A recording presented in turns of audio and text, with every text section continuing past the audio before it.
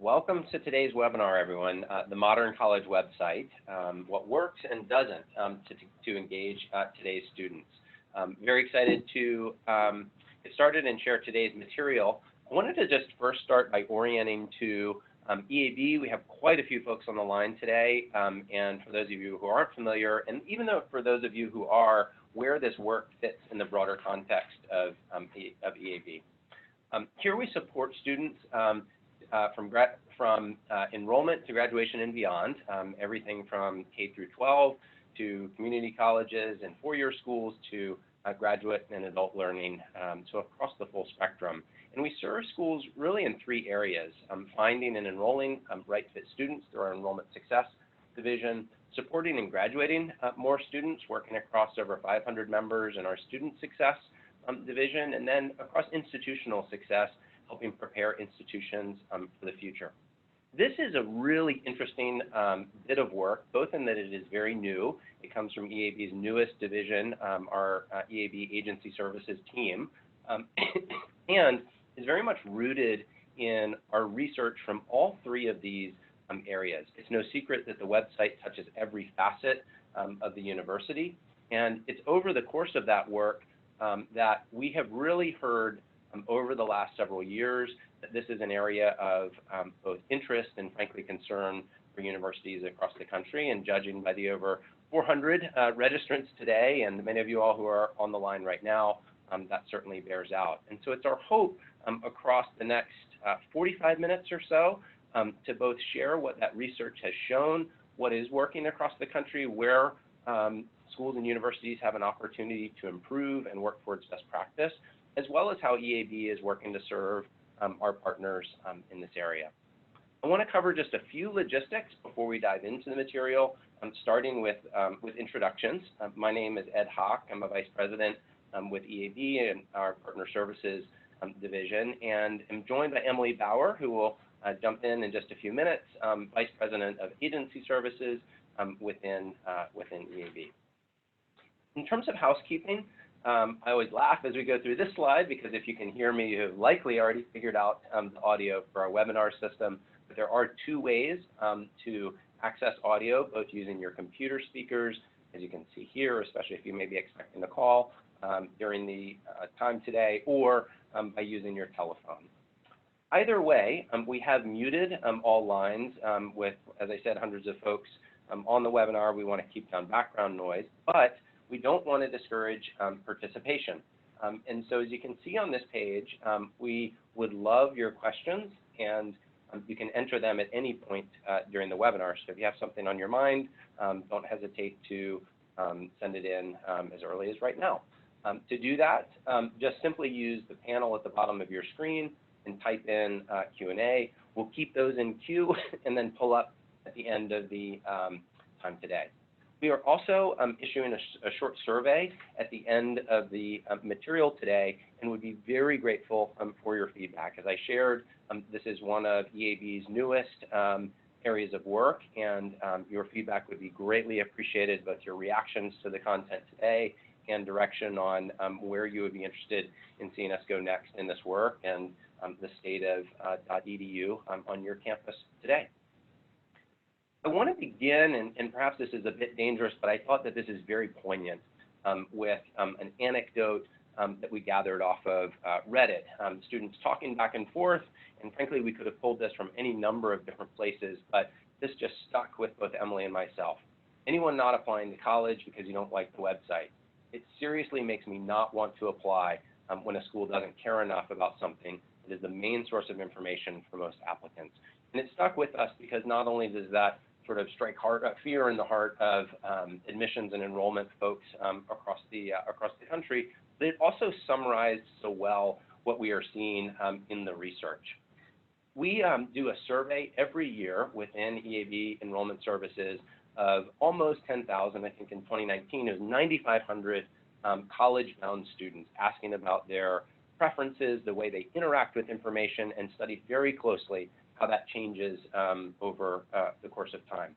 Not surprisingly, websites has been in the top 5, hovering around number 4-ish for the last decade or so in terms of information for these college-bound students as they go through their college search. What is interesting is that that has risen, and it has risen quickly from 2017 to 2019 to number one on that list. It's, though, not entirely surprising as you step back and think more broadly about the prospective student and admissions enrollment landscape and how it's changed over the last several years. The data point in 2018 showed that 37% of the applicant pool for many universities is self-applicants, something that means they're doing more research on their own and emerging from outside of typical channels. And at the same time, the population that we're discussing in terms of many of these college-bound students is definitionally digitally native, with case studies showing that they interact with as many as 3,000 data points and digital touches every single week. And so that the confluence of those items is why we have formed this digital agency team. It's why we're so focused on this issue and helping understand both what is right answer and how colleges and universities can improve in this important area. But what we have found as we have surveyed the landscape with this team is frankly concerning. At a time when students say that their most important resource in the college search is the website, and at a time when most colleges and universities that we survey say that attracting and enrolling right fit students and meeting their enrollment goals is their number one priority, the landscape when it comes to college websites is deeply concerning. And listed on the right-hand side of the page, a list of common issues that we saw as we surveyed this landscape, spent time on individual pages, did testing and interviews with prospective students to understand their interactions. I'll go a bit deeper on some of the numbers that emerged that aren't on this page. Many of you, I'm sure, are aware of health scores related to websites on a scale of 100, with 75 being a relatively good score. A survey of colleges and universities showed that the average health score of pages on those .edu sites was 29%. We saw that over 33% excuse me, of visitors to those sites left prematurely due to slow load times, as often as much as 16 seconds on common upload speeds across the country. And so this issue of not only items that you see listed on the right-hand side of the page, but also just frankly broken aspects of websites has led to very poor performance in many of the .edus across the country. In fact, of the dozen institutions that we surveyed in this particular study, we showed a 58%, or we found a 58% bounce rate, and only 2 to 3 pages browsed for those that did visit the site externally. There are a lot of reasons for this, and it's easy to lament about the state of .edu, but this is a very difficult, perhaps the most difficult task to tackle within higher education administration. Few topics are more expensive, politically charged, and far-reaching than the idea of working on the website. You see some of this listed here today. It's time-intensive, it is costly, requires expertise that seems to be constantly changing and evolving, requiring political capital that can be intense and long-standing. The last thing that I would say on this page before turning it over to Emily, I have been talking for the most part about student enrollment and admissions over the course of the last several pages. The website is, as you all know, though, impacts every one of the areas that we see across the bottom of the page, whether that be faculty, donor relations, or far beyond the walls of our university. And it's through each of those lenses that the website needs to be judged. And one of the further reasons that these issues at the top portion of the page hold website administrators across the country back as it comes to changes on the website. Having covered a lot of the depressing information of the webinar today and setting the stage a little bit, hopefully, I want to turn things over to excuse me, Emily, to walk through the imperatives that we saw when it comes to EDU websites. Thanks, Ed. So Really, all roads eventually are going to lead back to your websites. So for schools to serve today's visitors really well, they're going to need to ensure top service in 5 key categories, as you can see listed here. Strong websites will, 1, show messaging that is relevant and personal to the student. 2, surround that messaging with call to actions that make it easy for the student to advance through their journey. 3, set up advanced analytics to track movement so that you can understand the most important trends. 4, it's about establishing intuitive navigation and organizing content so that users can find the information that they're looking for very, very quickly. And 5, it's about meaningful engagement. After all the work that you do to get students to your site, you've got to learn to keep them there and use tactics that can do so really well and both educate the student along the way. And herein lies the challenge that Ed was really just describing. In these 5 categories alone, a lot of strategic, creative, and technical work is really happening. And in fact, those of us who have worked on website projects before, we know that there are about 10 major milestones that are going to stack or run parallel with one another as the work progresses. And if you're fortunate enough to revamp your site from soup to nuts, then this is really what you're going to expect to tackle in that effort. What I often hear from partners, though, is that they either do not have the time to tackle this full website project, or that they're in various stages of this process already, but they need help finishing out key aspects. So strategically speaking, the best thing you can do is to plan out your website revamp, starting with milestone 1 and really ending with milestone 10. But if you are not in a position to do that for whatever reason, there is something else very strategic that you can do that will get you about 75% of the way there and save you arguably around 75% of the effort. So I would posit that websites succeed or fail at the content strategy level. The secret to optimizing or supercharging your site and doing so very quickly lies in your content and the analytics that support it. The strategic efforts in just these 2 areas, you can really craft student journeys that convert and thus inflect your most critical KPIs. Now, it's true that there are many aspects that go into making a strong website, but at the end of the day, my question to you is, what does that really matter? How many websites you get, or how many visitors you get to your site, or how pretty your page is, if what students find when they get there is irrelevant, boring, and uninspiring to them? In other words, the content doesn't motivate them to act, and it doesn't do anything to distinguish you in their minds. So being targeted about .edu transformation means addressing your underlying content needs. Your content strategy should be engineered to engage students and drive desired actions from them. Your content itself should be dimensional, not flat, and your analytics should tell you how students are engaging with you overall. And EAB has been building out a new way to support your content needs with an interactive web content engine. So across the top here, EAB can help you develop a comprehensive content strategy that's grounded firmly in audience research and brings your unique recruitment, brand, and website strategies really together. And we can take that strategy and quote unquote bring it to life in a really highly visual, highly engaging way with immersive content experiences that are crafted by our award-winning studios team. And across the bottom here, we can take that immersive content and make it work harder for you by embedding a conversational inquiry form that lifts form completion rates by a factor of about 3x or so. And we can show you exactly how your content is resonating with your audience through an on-demand analytics dashboard through Audience Analytics. So let me take you a level deeper just to make things a little bit more real. The interactive web content engine is something entirely new. It's the product of multi-layered media elements that combine to be more than just video and more than just copy or photos alone. It's the sum of all of these parts, and it lives within the body of your web page and tracks user engagement. Now, this type of content gives you the ability to show, not just tell your unique story through a sophisticated digital asset that students can control themselves. Its primary purpose is to help students get the best feel possible for what it's like to be at your school. They can explore inside of a classroom or participate in one of your proud campus traditions. Really, at the end of the day, this is about taking engagement to the next level. It's content that feels alive and feels relevant and connects to your brand, just amplifies the overall student experience.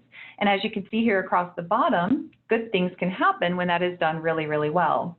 But it's really hard to explain. And so Ed and I are actually going to jump out of PowerPoint right now and pull up some live demonstrations of the interactive web content engine, as well as the on-demand analytics dashboard that informs it, just to help you really get a picture of what we're talking about here.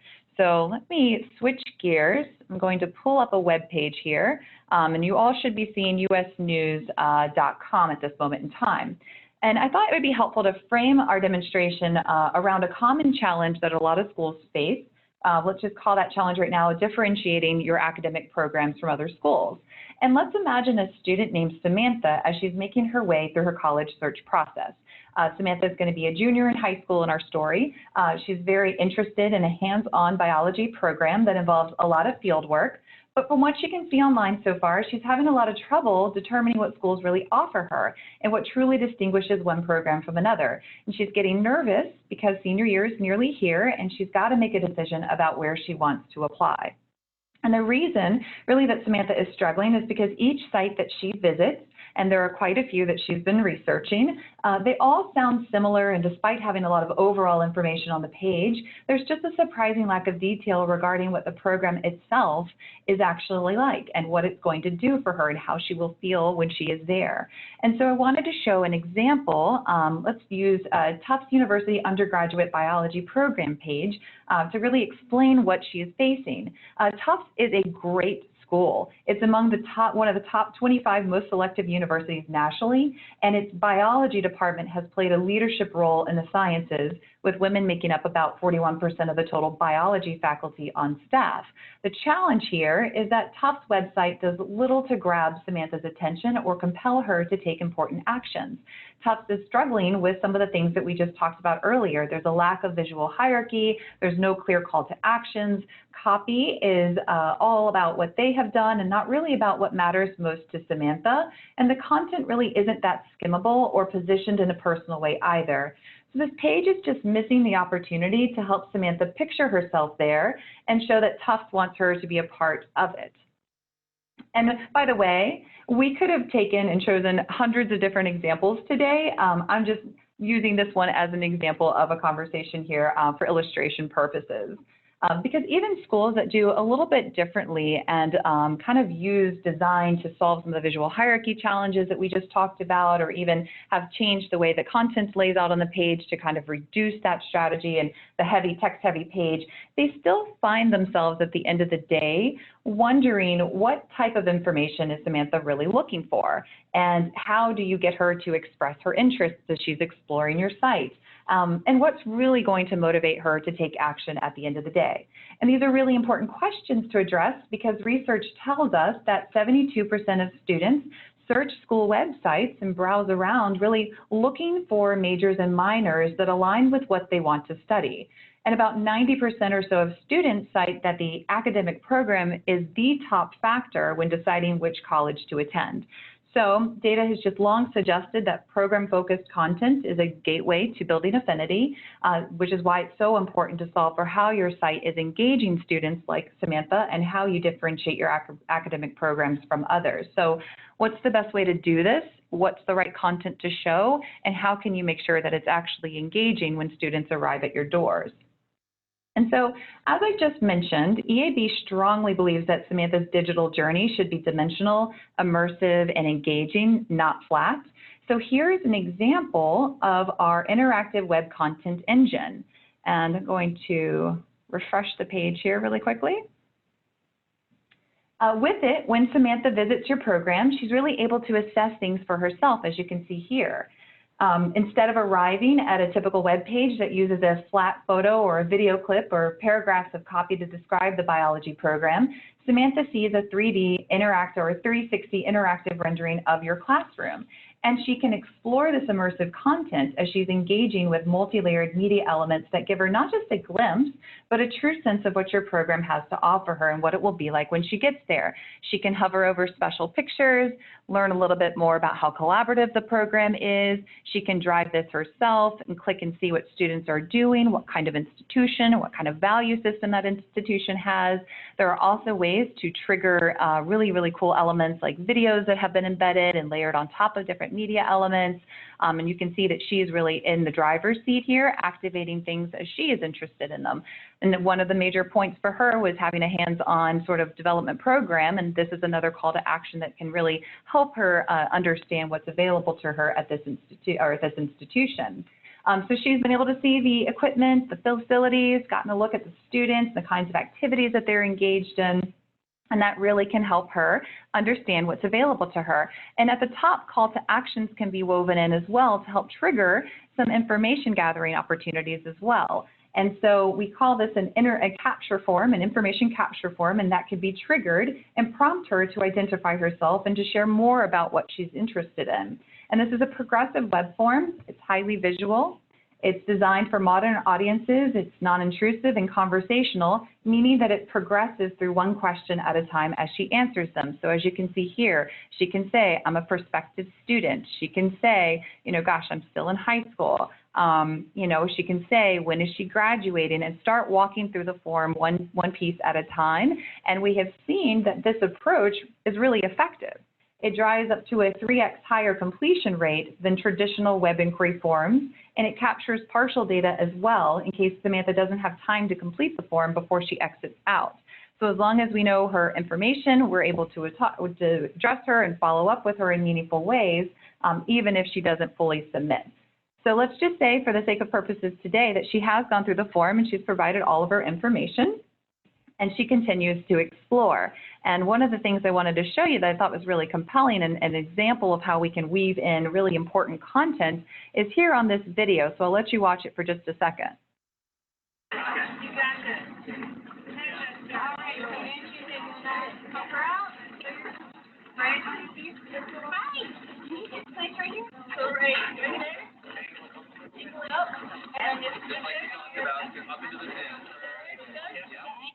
I think this is really neat because here Samantha's no longer wondering what your program is really about. She's seeing it for herself, and she understands that you offer her what she's looking for.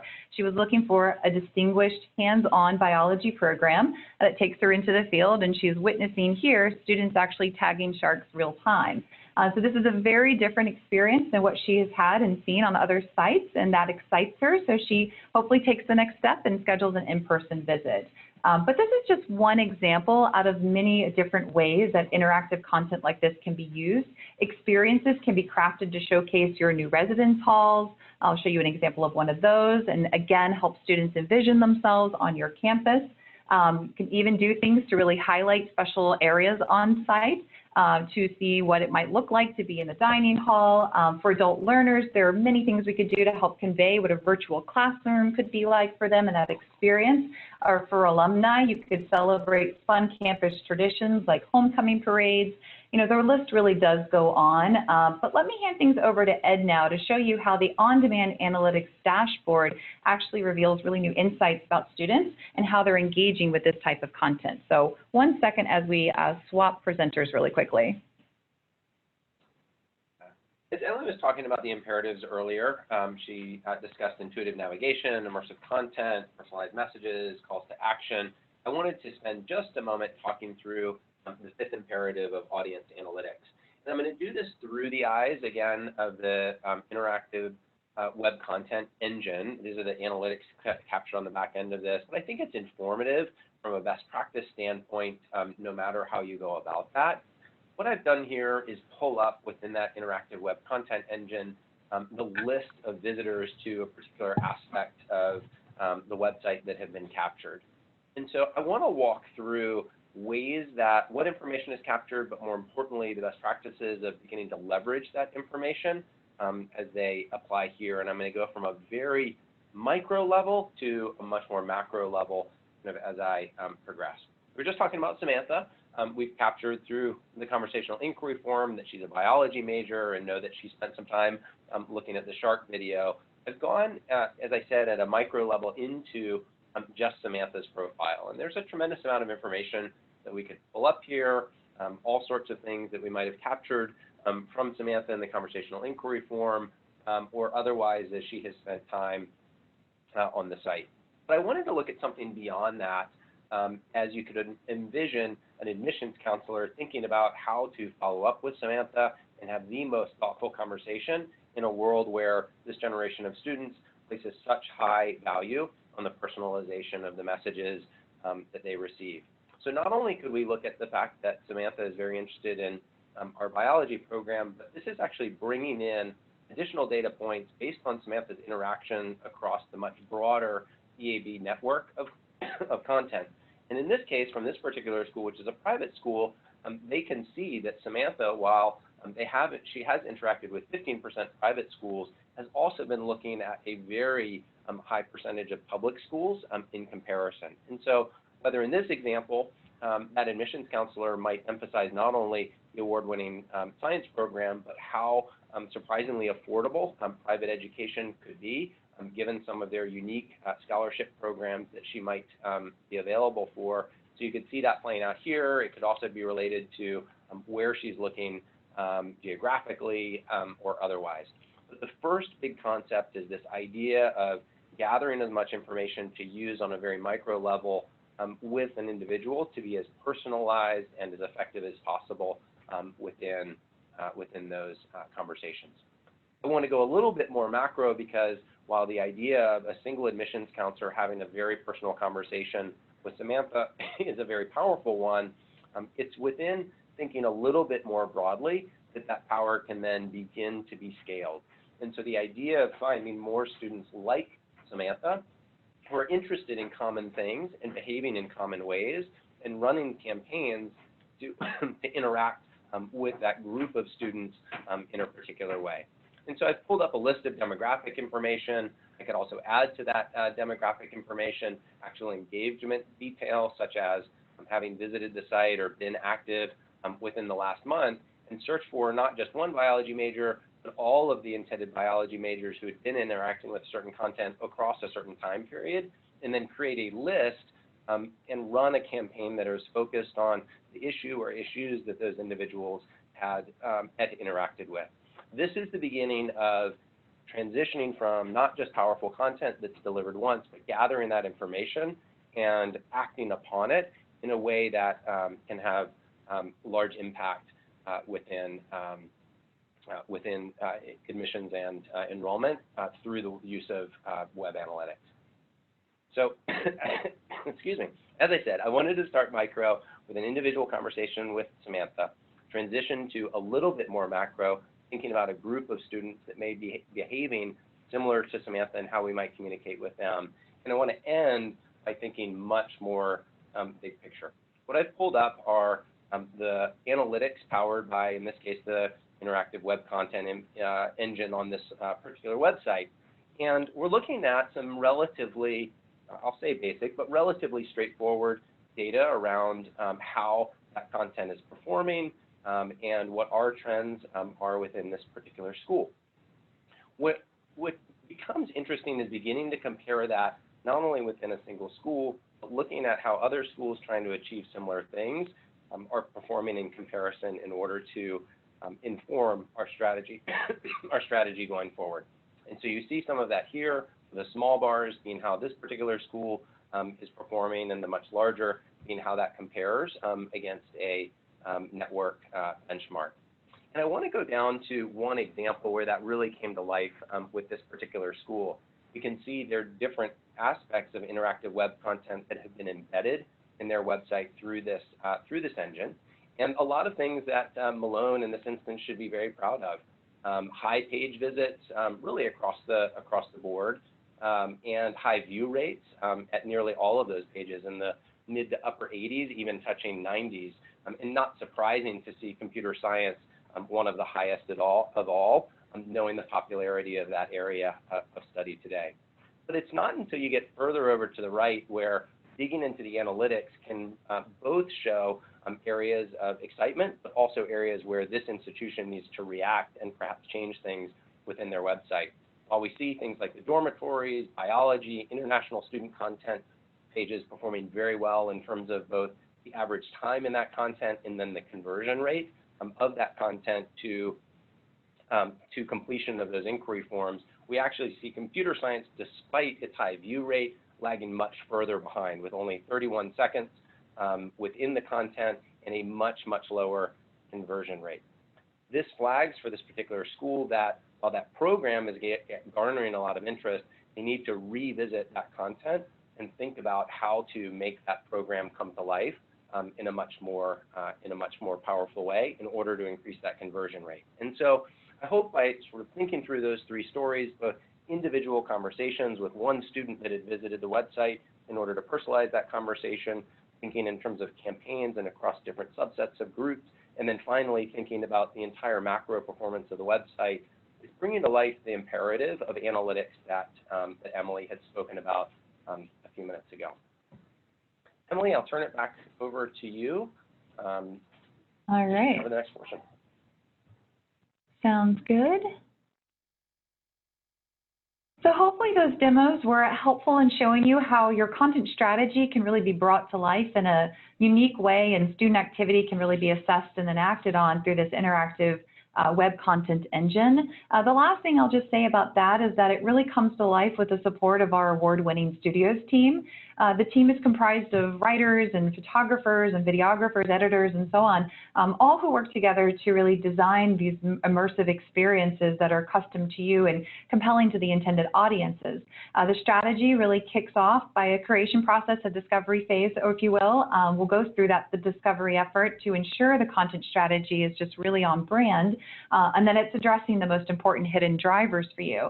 And then we move into the capture phase, where the studios team comes to your campus and shoots the necessary footage and photography to really support those strategy decisions that we've developed. And lastly, we'll take those raw assets and we're going to optimize them, and we'll really weave them together and craft those ultimate immersive experiences that we were just talking about. Now, as exciting, as important as that really already is, I do want to reserve just a quick moment to show you how we're already evolving really this new engine. Back to our Samantha example, where we left off is not where her enhanced experience with you really has to end. You know, today, the interactive web content engine changes how Samantha learns about you and how she's engaging with you, but tomorrow, it's going to optimize her journey further by serving her personalized content. And that personalized content is going to be powered by her own online behavior. So imagine as Samantha is exploring your site in the future, you know, pages will begin to feature things like text describing a recent biology competition, which directly appeals to her expressed interests. Or when she visits your homepage, the feature section could really highlight your partnership with the OSA Wildlife Sanctuary in Costa Rica, which is again really showing her content that is relevant to her. So in addition to seeing what's happening with just Samantha, you're also going to be able to personalize content for lookalike segments of both known and unknown students with similar profiles and behaviors. And the key to this level of personalization is being able to decipher students' digital body language. So the dashboard Ed just walked you through will also be enhanced to support this future state, which will better enable you to, for example, launch an outreach campaign to students expressing interest in biology and all of the students that have done so. And you'll be able to do things like track the number of students who have matched the criteria you have set, see how that number is really changing week by week, create personalized content that is delivered to these students through the embedded immersive content sections that we've just kind of started to showcase. And we're incredibly excited to put this capability into your hands and realize the power of personalization as part of your upcoming strategy efforts as well. But let's switch gears now. Our conversation today began with a look at targeted .edu transformation focused on content and analytics and what you can do to quickly see big improvements there. But as we know, there are many aspects that go into having a really strong site, so I just want to touch on comprehensive .edu transformation as well. First, your website is your digital front door, and the experience visitors have with you when they arrive should be exceptional. Students should be able to find you and be inspired when they get to you. Faculty, parents, staff, alumni, they should be impressed with you. The content should be memorable. Site structure should enable quick orientation of the site. User experiences should be based in data, profiles, journeys, and outcomes. In short, the web should reflect the latest and best practice in recruitment strategy as well. And EAB offers wide-ranging web support that can help you connect to and engage with prospective students more effectively. We do this through full website redesigns and builds, directing and managing as many of the 10 milestones as is important and necessary for a particular engagement. We also specialize in SEO and paid search as well to be sure that we can drive high-quality traffic and high-volume traffic to your site too. And here is an example of a recent website partner in the graduate space. This school came to us because their website just wasn't performing well for them. When we took a look, we could understand a little bit more as to why their site suffered from multiple subdomains that duplicated content. The content that was there wasn't all that compelling to the student, that is. The information architecture didn't make sense to the user, and they were using labels and keywords that just didn't match how people search today. So essentially their site, it was just outdated, and it did little to attract or to excite users to their programs. And EAB was able to help by developing prospective student user stories and designing a strong digital experience that was informed by research and analytics. And we wrote new copy to connect, inform, and compel prospective students to take action. We brought their brand back to life with a more contemporary design look and feel. We created a new site architecture to better serve the needs of students exploring these options. And we established advanced analytics to measure the support and success of the site, as well as implement the dashboards to just really help out with those important reporting needs. So I'm excited to share that the very same day we launched their website, the site's health score jumped by 40%. And post-launch performance metrics noted large increases in the number of unique sessions, users, time on page, pages viewed, and the bounce rate was down as well, which were all really key goals of this particular project. And so wanted to share that with you all as an example of one of the bigger kind of engagements above and beyond content and analytics that we just walked through. So with that, I'm going to hand things back over to Ed to wrap us up.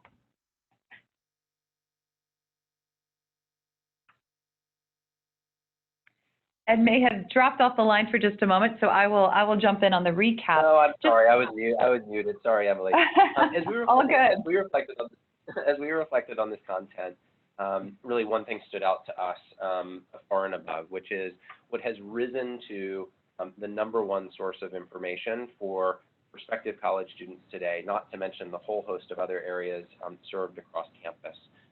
As it relates to the single most important area for most college campuses, enrollment and admissions, really does have a long way to go from what we have seen in terms of survey across the industry and what we have seen as best practice within our research. You see the imperatives listed down the left-hand side of the page: intuitive navigation, immersive content that engages with students in a different and kind way, personalizing those messages, both on the site as well as in follow-up to those students, smart calls of action that capture as much of that content as possible, and then audience analytics that I walked through just a moment ago, capturing both micro content that is very important to interactions with single students, as well as much broader learnings across groups of students interacting with the content.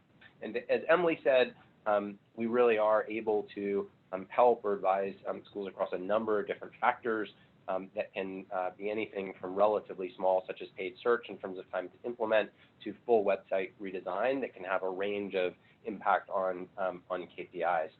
The other thing that I would reflect on as we wrap up today is that it is a bit of a folly to try to present on website best practices to over 400 folks on a webinar. Every school's mission is unique. Every website has a unique story in terms of its evolution and where it is in that path. And so we wanted to save about the last 5 or 10 minutes or so to answer any questions that have come through on the line. And we have gotten quite a few that, or we've gotten several that I'll start with, and also to make either ourselves available or our digital agency team available as it relates to the topic of .edu transformation and follow-up to answer questions. So a reminder, please, if you do have a question, feel free to use the Q&A box at the bottom, and we will take a few of those as they come in. So Emily, I will list off just a couple that have come through. I don't know that we'll be able to get to all of them that have come across yet. The first one was around the personalization that you were mentioning just a few moments ago, and the question was, when is the personalization available?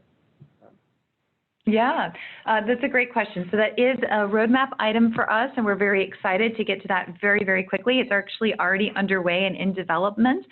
So what we have available now is what Ed and I walked you through today. That future state with content and personalization is something that we are pushing heavily into the next few months. And so our hope is to be able to really have that in seat and ready for alpha mode and sort of beyond by the end of this year. And so that is more of a general timeline for sure. But we are very excited to put pressure on that and to make sure we bring it to market as quickly as we can, because we understand and believe in the importance of personalization as well. Great. The next one, Jason asked this question a bit ago, and I think it's been covered, but it said, how would this work for adult, graduate, or online students that will not be on campus? And I think I'd answer that, Jason, by just saying that the content that we were talking about and the enhancements to websites really can be done across all facets of the .edu website. And I would go beyond just prospective students and say that many folks are beginning to use this for alumni and donor relations, as well as other sort of key aspects of their website. And I might add, oh, I was just going to add to that answer for Jason.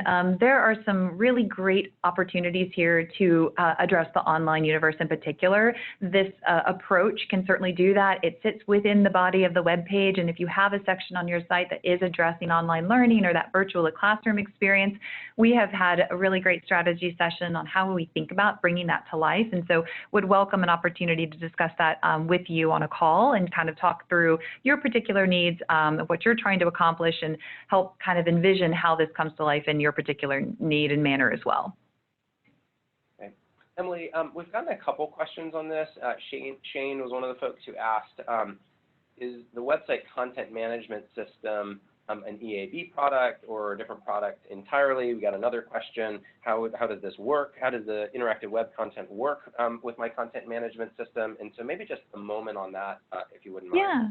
That's a great question and great point of clarification. So this does not replace your CMS. The good news is it works with the website, period. And so we have not found a CMS that we can't actually embed this in on the web page as we're building it out. It isn't the same thing. It really is a new asset on your site. So as you would input a video or a block of a beautiful picture or a block of text, these are the ways that we can work with you to have this new digital asset also on your page too. And so it is not in place of a CMS. It certainly is works alongside of it. It's complementary to it, and we can work with you to have it implemented. Emily, I want to make sure we get to Lexi. Lexi had an awesome question. How can marketing web teams effectively manage stakeholder needs when starting a web redesign? Web should be focused on student recruitment, but there's so many other audiences that websites need to serve, so then way too many people have opinions. I'd love just your perspective on that, and I'm guessing that could have been asked from 4 or 5 different perspectives, but I just thought that was a particularly good one. In my experience so far, there has been no institution that's exactly like the next. And so I think in terms of a general rule of thumb, you're exactly right. Stakeholder buy-in is so important. We do believe that websites are recruitment engines and that we should be considering all the audiences, but that we prioritize, if that is the decision and direction of the institution, we can prioritize how we write the copy, how we create the navigation, how that information architecture is laid out from a prospective user perspective. And so we are absolutely there as a partner to the team that's working on the project to work through that kind of understanding, to present to the stakeholders. You know, it really is a partnership opportunity. It's really important that there's an executive sponsor who is in support at both the institution and at EAB in order to kind of have that connection and kind of drive those decisions. But that is something that I've seen work really, really well when there's sort of this uniform agreement on campus that, okay, we can't forget these other key audiences.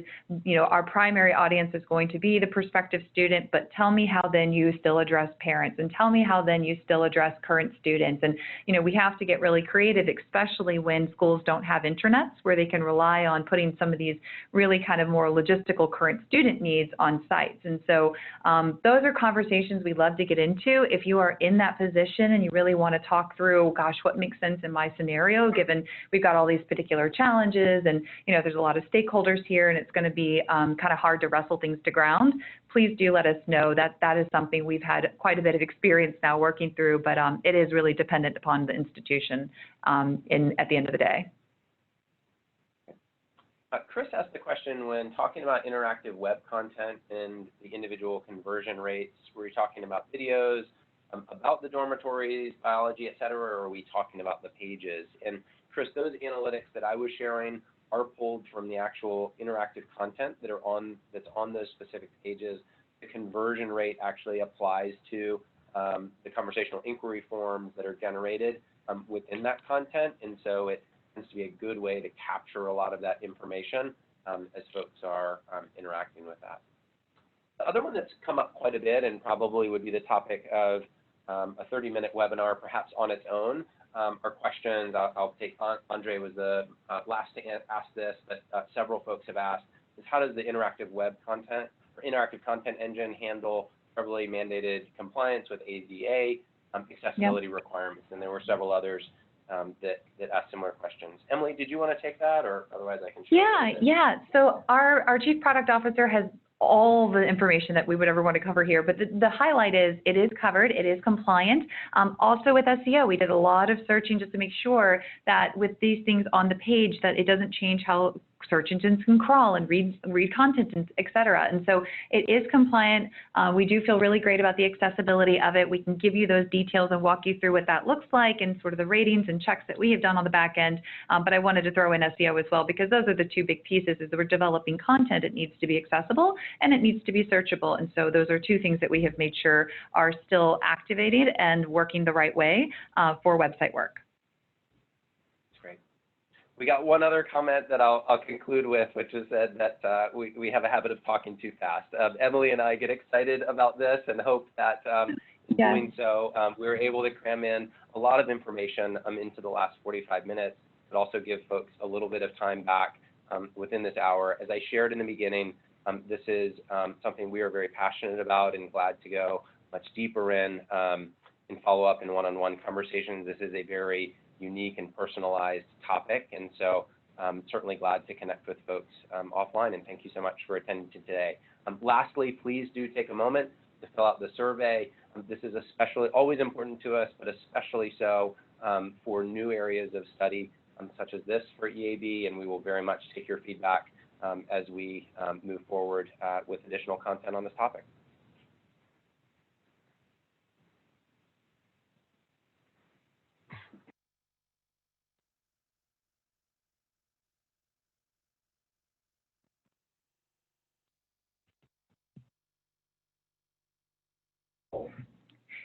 Thank you all for attending today. You should be seeing the poll at this point. I see some folks already interacting with it. Really appreciate you taking the time to share this feedback with us. And again, thank you for joining us today. Bye-bye.